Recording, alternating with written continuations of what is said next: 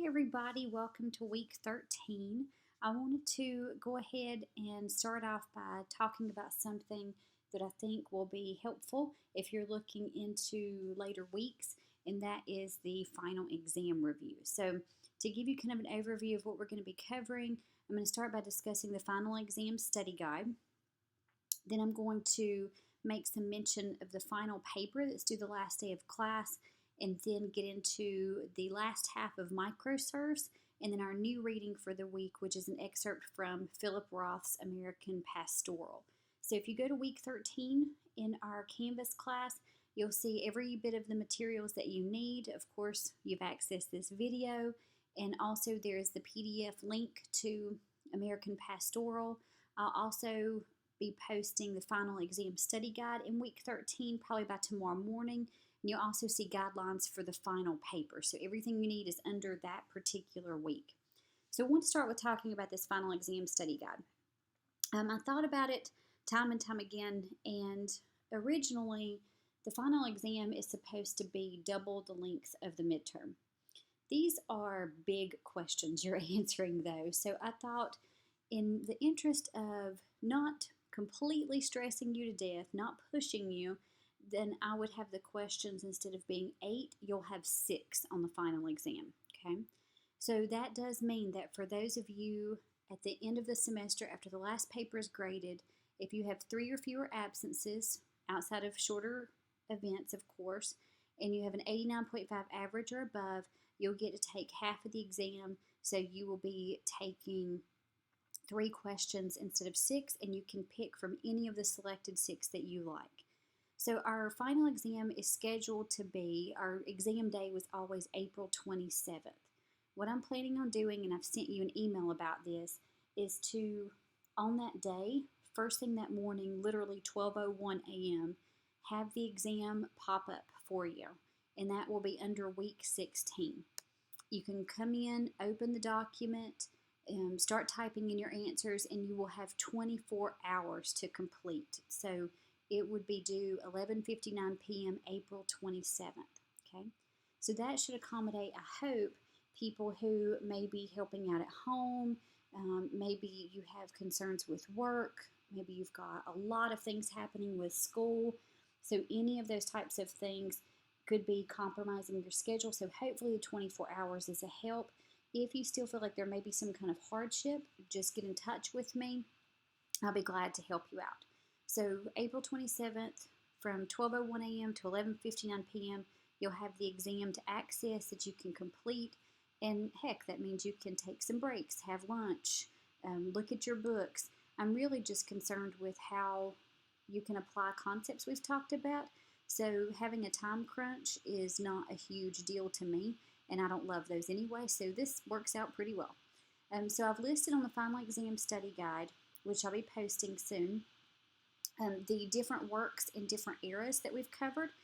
So I've got everything broken down. That way you just have that as a reference point. If you've got questions about what belongs where, you can cross-reference these against your notes about the periods of time, so that way you've got a nice, concise list here. Okay? So I've listed out on this study guide 10 potential questions that you could be asked, and of course this is a comprehensive exam. This covers the whole semester, but I purposely kept the questions pretty broad so that you could work within those using the works you feel the most comfortable with, and I feel like having this be a little bit less narrow than the midterm, you can really show some of the things that you have learned. So as with the midterm exam, these questions should be answered in 5 to 7 sentences each. You'll have 6 on the exam, 3 for those of you with the absence and average requirements. And I wanted just to talk about a couple of these momentarily, but I'll give you a lot more insight in week 15. I'm going to do basically a little online final exam review, a study session, and talk about what I'd be looking for with each of these questions, maybe even talk about works that would be suitable, and of course you can ask me questions anytime about what I might be looking for with any of these particular questions. So I wanted to discuss How about question number 2? Throughout the class, we have addressed a variety of work settings, including factories, farms, banks, and corporations. Select 2 works that focus on 2 different kinds of work settings. What do these settings have in common, and why are these common links important? So I might compare, there's a number of things you could do. We could compare Under the Lion's Paw to Sisters in the Flames. Okay? We could compare Harlan working under the gun to Something Happened. Really, it's a matter of, first off, thinking, okay, which workplaces or which pieces talk about 2 different work environments. So, for example, Under the Lion's Paw is about farming, Sisters in the Flames, factories, Harlan working under the gun, coal miners, so coal mines would be their work environment, of course, and then Something Happened would be a corporation. So if you pick any 2 different work environments, think about what they actually have in common. In both settings, do we get a sense that workers are not valued? In both settings, do we have issues with safety regulations? In both issues, do we have this inability of the worker to get out from poverty? Like, what exactly is going on that links these things together? And there's no particular number of links or things in common that you have to address, but just be able to discuss them in detail.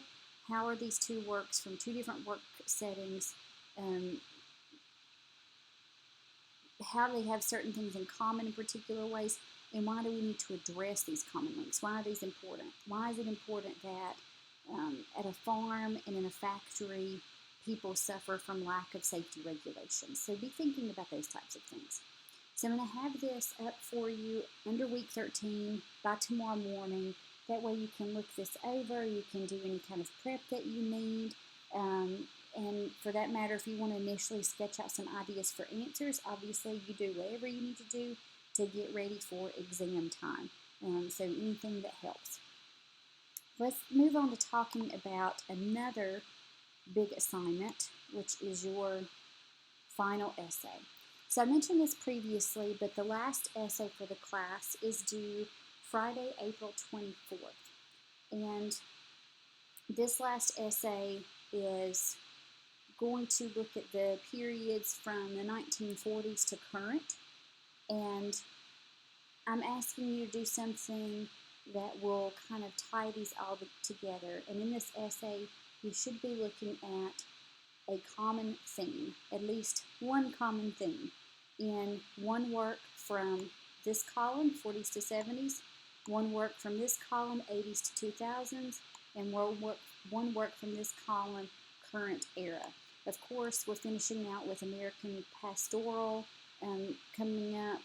We're finishing out with American Pastoral. It's a beginning and end this week. And then the next couple weeks will be Enron, and then we come to the end. So we've covered all of our 40s to 70s works, Point of No Return, Something Happened, Sometimes a Great Notion. We've gone through Rabbit is Rich from the 80s to 2000s. We did the first part of the Microsurfs excerpt. We'll finish up with that today. And then we'll be completing American Pastoral today. So you'll have some materials on hand. You'll have some notes for these works. So the goal of this paper is to look at one from each of these columns and say, here is at least one thing that ties these works together. I do want to give a word to what a theme should be. A theme needs to be a phrase, not a word. Sometimes people will say, oh, the theme of this work is love. Well, love covers thousands, millions, billions pieces of literature. We need something a little bit more specific where people could look at that and say, okay, well, instead of tying together billions of works, this could tie together hundreds. So I've given you this teamwork in the white-collar workplace, the disjointed identity of the middle-class worker, and I did specify one theme, but you could definitely work with multiple ones. If you want to say that 3 of these works, one from each era, has 2 themes in common or 3 themes in common, great. So mainly in the body of the paper, your focus is on showing how these themes are present in the work. So if you say the disjointed identity of the middle-class worker is your theme, I would definitely want to see where Point of No Return shows that. So, of course, in our main character, Charles Gray, he is definitely feeling kind of divided between his wartime and his current workplace, and that makes him feel like he's not a cohesive person. I think disjointed identity would definitely come up in American Pastoral, which we're going to talk about later, where our main character, Swede, feels like he is at once this sort of successful worker, but he's also this failed father. That something about his working life has blended into his personal life in a really negative way. And then in Ron, you will definitely see how there is disjointed identity when you're talking about the workers who were involved in a company that has, to say the least, engaged in some very dishonest practices. So this is due last day of class, Friday, April 24th, and I am glad to talk with you about rough drafts up to that point. If you want to send me anything through the 23rd. And I also want to note that I'm looking for topics next week, so by the 17th. You've still got plenty of time just to be able to tell me what 3 works you're working with and what theme or themes you're going to be talking about. But any general questions about this paper, just feel free to get in touch. This sheet is up under week 13 for your reference. So now that moves us to the actual readings for the week. We're going to talk about microserfs. Microserfs, of course, we started last week, and we looked at the Friday section with Michael locking himself in the office, and we've got this narrator, Daniel, who's got this journal structure that tells us a lot about the cultural components of this workplace. What does Microsoft look like compared to other companies? What does that structure look like? Where does the work motivation come from? So we're going to finish up with Saturday. I'm going to talk about the questions here, and then I'll move into talking about American Pastoral. So keep in mind, you will have classwork that will be turned in the Dropbox under week 13. Copeland and Roth is the title of the Dropbox. So with that, make sure that you include your questions from microserfs and your questions from American Pastoral, and I will specify what those are. So going into Saturday, I'll make this brief because this was a pretty short section. Saturday in Daniel's journal really gets into how long the Microsoft workers work. And of course, we've seen this before in other pieces. We've seen factory workers who have worked themselves to the bone, but it's basically that they don't have any choice. And with the Microsoft workers, it may be a bit of that, as in there's a huge volume of work. It could be the nature of the worker, this sort of obsessive focus. It could be a combination of all of those things. And we also get that the employees, this is one of the first times we see this in any of our works, the employees are literally invested into Microsoft, that they own stock in the company in which they work, so they're very in tune with the performance of the company. And this is kind of a smart move on the part of the company. Get your workers to invest. Ideally, they're going to want to work really hard for the company to make it successful, make the stocks go up. So it makes your life really intertwined with the company in a serious way. We do have, after that, Daniel talking about the group house where he lives. We have these neighborhoods, really, where Microsoft workers live, and it would kind of remind people, I think, in a sense of maybe a more, I don't know if I'd even say more grown up. It would make people think of a college dorm, where you have all these different folks living together, pretty temporary, kind of thrown together, and you get the sense that this is very temporary. Maybe they're going to be successful and buy a home. Maybe people will move on and go to other companies. Who knows? So we have this very particular structure. It's like everything about their lives revolves around work. They have these stock options. They work these long hours, and they all live together. So you literally cannot get away from your coworkers. So hopefully you like them. And there is one moment that gets pretty emotional in Saturday, where Daniel talks about his brother dying years ago, and his mother is always wanting to talk about the brother and reach out and get this emotional connection, but he and the rest of the family just can't. They cannot broach that. And I think that says a lot about who Daniel is as a person. And we get a sense that he likes the technical, he likes the certain, he loves his job with coding. But when you get into sort of the messy emotional aspects of life, that is not his area of expertise. And then something that is interesting that I'll be asking you about, of course, is the rest of the chapter focuses on these profiles of different coworkers he has. He's really just describing them, telling you what kind of people they are, and that may have a particular purpose.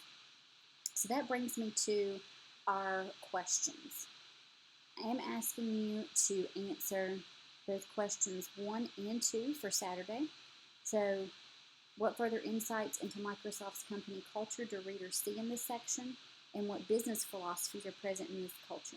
I would say if you could answer this in maybe 4 to 5 sentences would be ideal.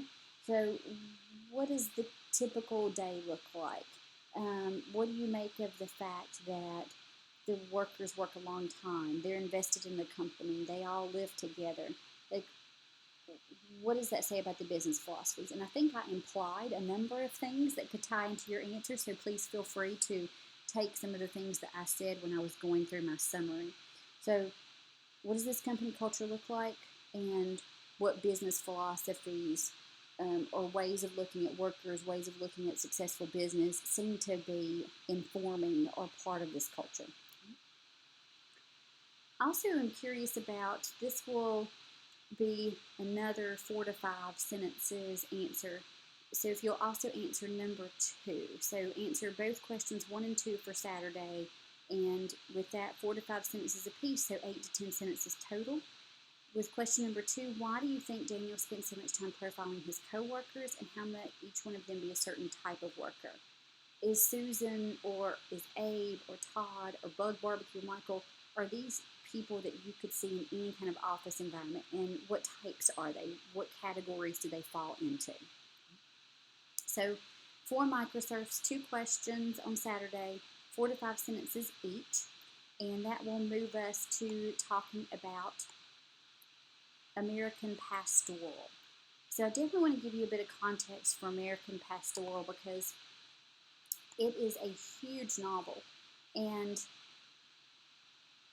I think that knowing what the background is, knowing the origins of this story is going to be really helpful in addressing these questions and getting more into depth in the excerpts that I gave you. So American Pastoral, published in 1997 by Philip Roth. Philip Roth is an author whose main focus is to profile Jewish families in America. And he wants to talk about their particular experiences with sometimes immigrating to America or beginning a family-based business, and how they have particular cultural elements that keep them in these cohesive family units, that keep them surviving and thriving. So his focus is definitely on Jewish American families. And with the novel that you have, this is the winner of the Pulitzer Prize. I think that there's some incredible things going on in here, but of course I did not want to be the death of you. So you got a pretty short excerpt, I think enough so you get a sense of the working life of this focal character, Sweet. So I want to give you a little bit of background on what's going on in American Pastoral, so you get the sense of how this chapter, or this piece of a chapter, fits into the whole book. So the novel is about the life of this man that you're seeing in the excerpt, Swede Lavav. And the chapter refers to him sometimes as the Swede, or Swede. So I am just going to typically call him Swede because people refer to him in that way. His real name is not that, but after a while, people have just called him Swede.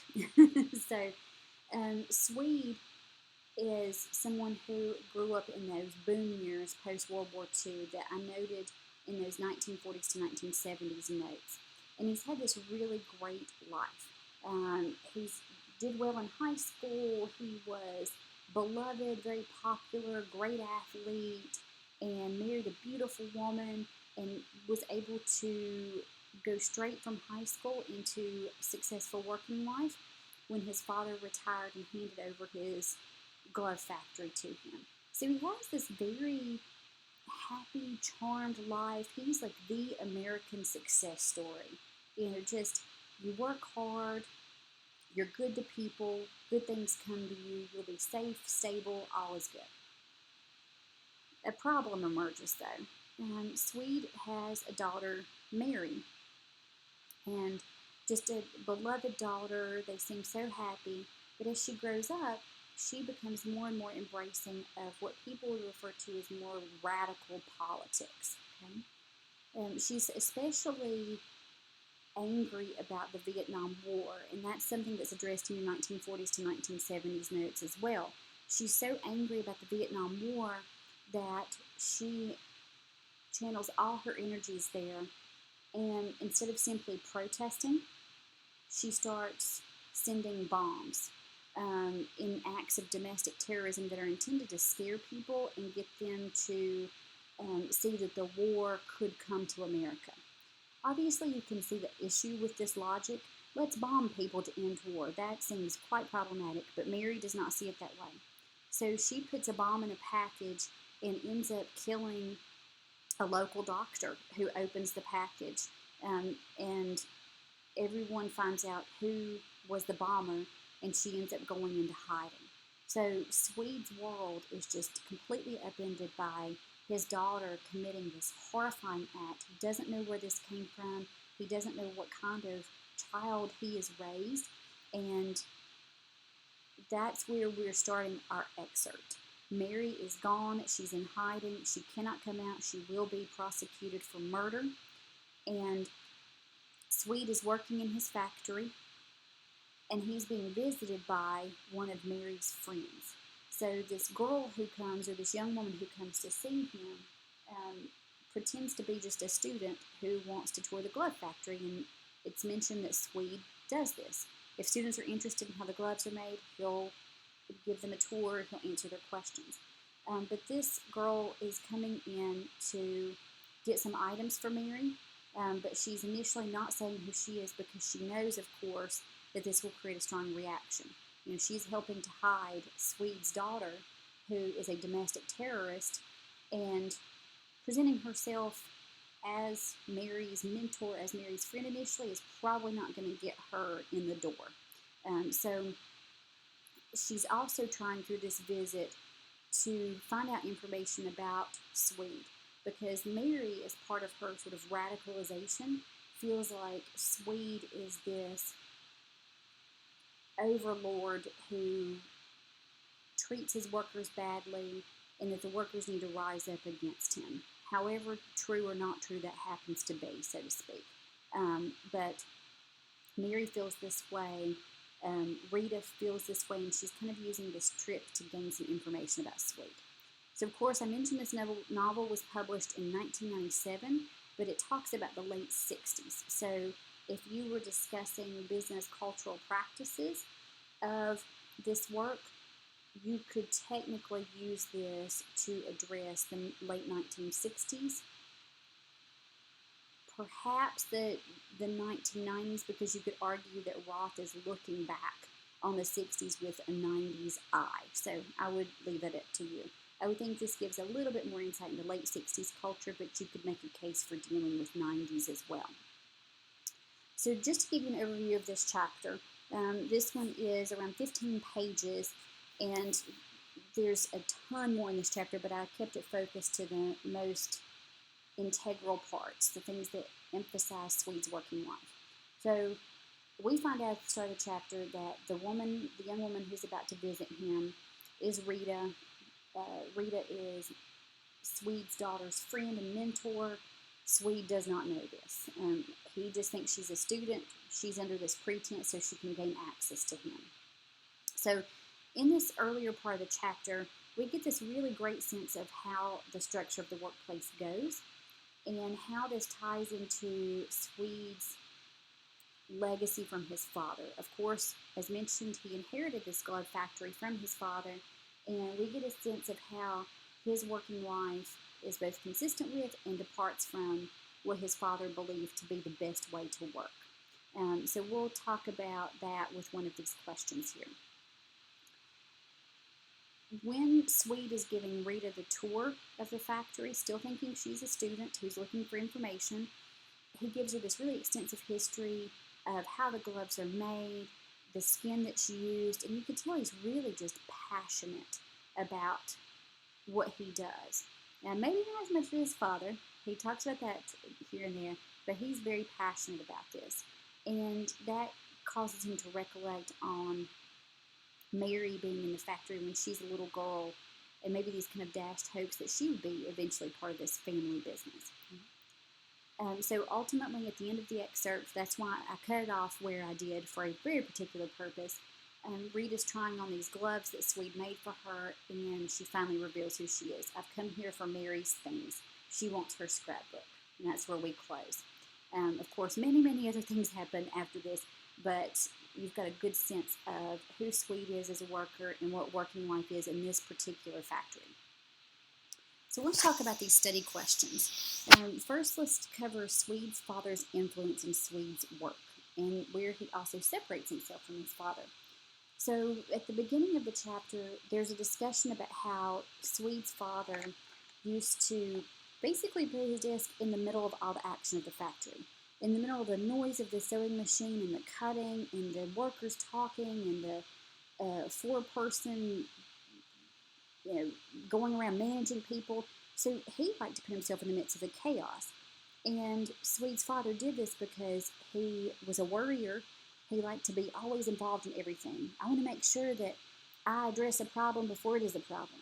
And he also just likes that busyness. He likes to feel like he is right with his workers.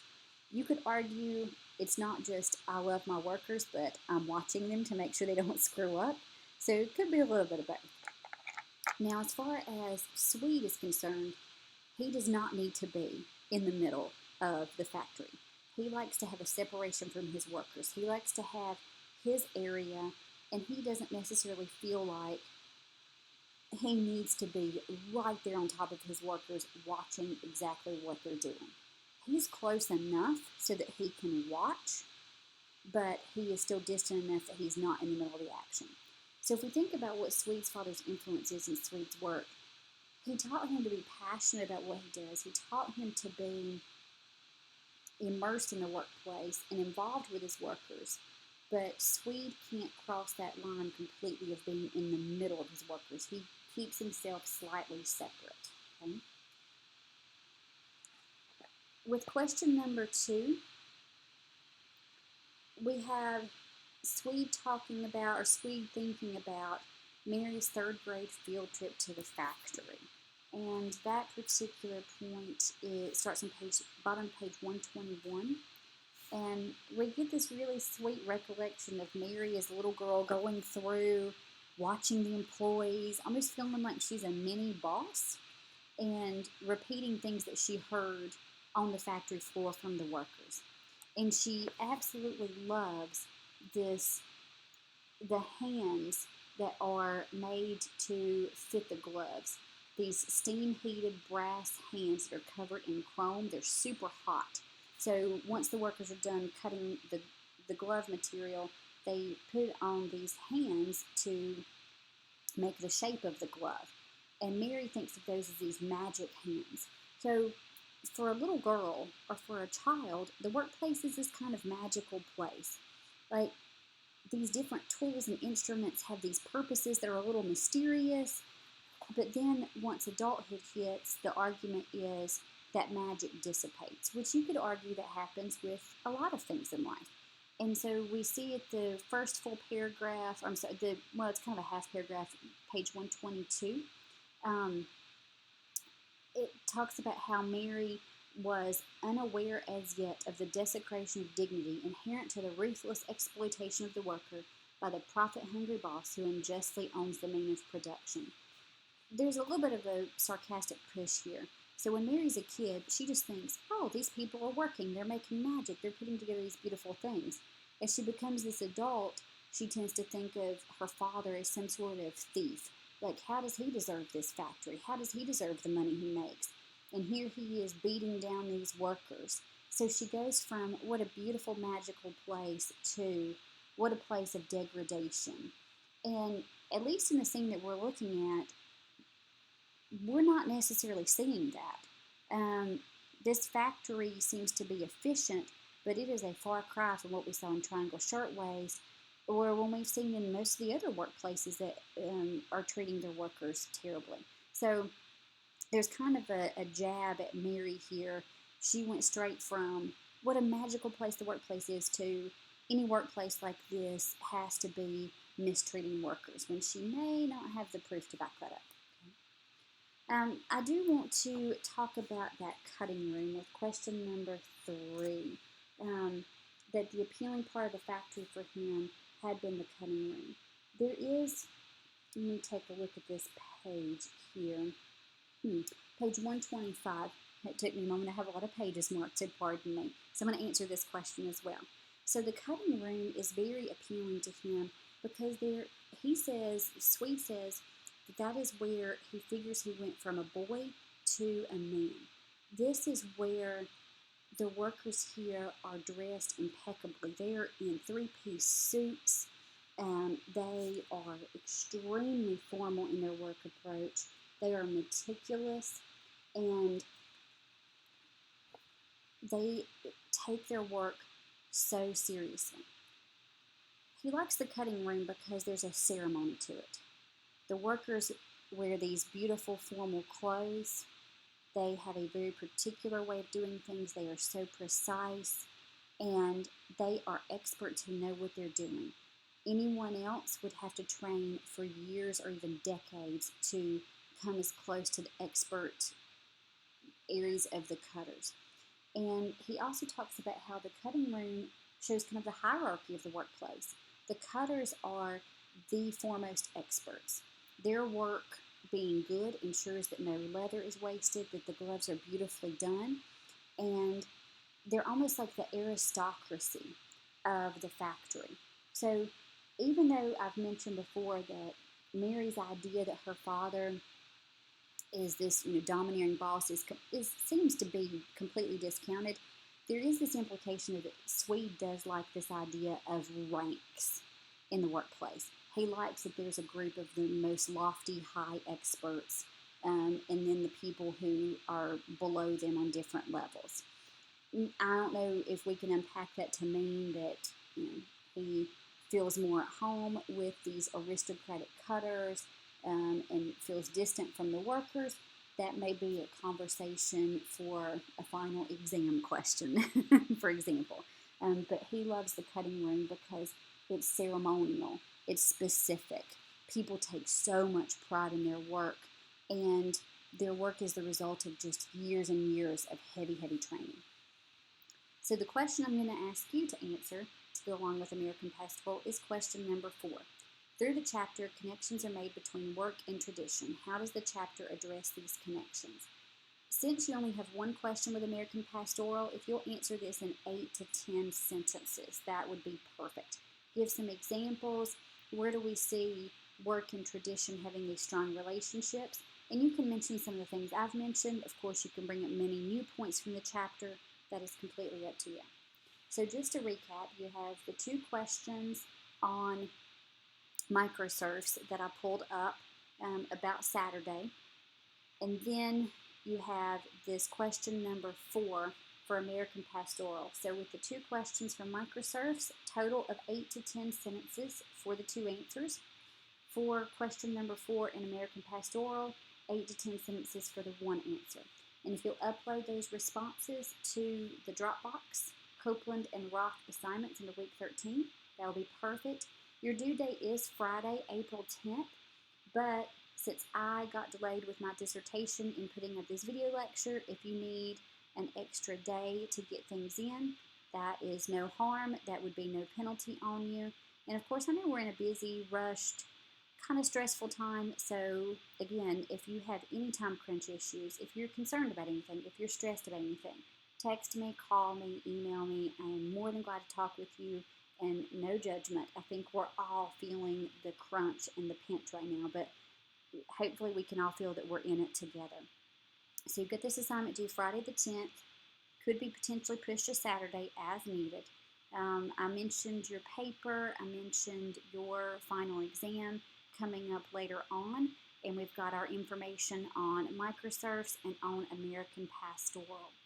If you have any trouble with any links, if you need any assistance, if you feel like, oh, I just did not get this one point in a reading and I need a little help, anything you need, let me know. I'm more than glad to talk with you anytime. And I hope you have a wonderful week, and I will be, I guess, seeing your work soon. Keep an eye out for updated grades through this week so I can get your records together, make sure you know how things are standing for you. All right? I will talk to you soon.